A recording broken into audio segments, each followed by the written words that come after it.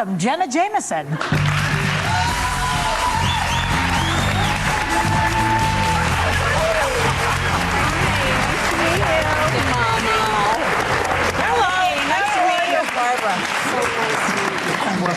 I love you. So, hey, Jenna. So, darling, girl, cutie. Yeah. My notes tell me that you've made 50 adult, movies. they call them adult films. Yeah, porn. And what made you make this jump to what you call mainstream? Well, I think for me as a person, it's a natural transition. Most girls in the industry are a little bit afraid because America's not very accepting of what I do. So. So they feel they'll be rejected in mainstream movies. Yeah, but I never did. It was easy for me. Like, I always did mainstream work all throughout my career. I liked to juggle it. I wanted people to think of me more as a smart girl rather than just a bimbo. And it was easy for me to do that. Jenna, what do you think about, you know, it's estimated that about 1 million people in the U.S. are living with HIV right now. So maybe half of them don't even know that they have it. Do you... Regarding your work and the promotion of sex, do you do work promoting safe sex at all? Absolutely. I think that it's important to, you know, listen, I'm a porn star. That doesn't mean that I'm a role model, but I have to make sure that I'm somewhat smart and I give a good message. So, you know, when things became heated about the HIV situation, I made sure that I performed safe sex in my movies. Let me ask you, because you're trying to make a transition, you think it's going to be really hard to transition from being a porn star? I mean, can you ever get over being a porn star? I'm not really sure. I'm sure that no matter what I do, there's always going to be people that introduce me as former porn star. And I'm okay with that. I think I made that decision to be a porn star early on, and I knew I'd have to live with it. For the money? No, it wasn't really about the money. It was more about the fame, I think. And I saw an opening to become a superstar through this vehicle, and I did it, you know? You didn't feel you had another way to get to fame? Well, I'm sure You're a I nice could looking have. girl. You might have some acting chops. I could have, but you know, I was always very sexual, and I was accepting of my sexuality. And I saw so many people out there that weren't. And I didn't really understand it. So for me, being a porn star was no big deal. You had no role models for this mainstream connection that you're making? No.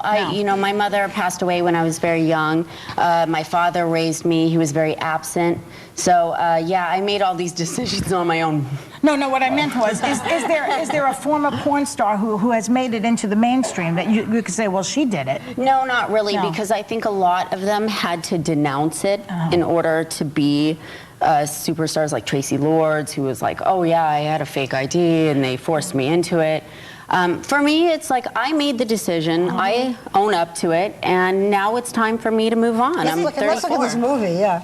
Well, you know, about your film, Zombie Strippers, because you're going into the mainstream. This is a film, it's about some strippers who become infected with the zombie virus. I watched it yesterday. It's a horror comedy, and so it turns them into flesh-eating stripper sensations. So I want to show the audience a clip of when you were giving advice to one of the other... It's not a big departure for me. Okay, but well, you were giving advice to a stripper who's got stage fright. So let's see this clip.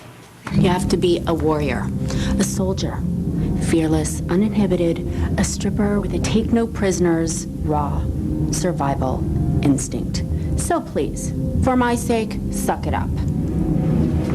It's a war out there. Robert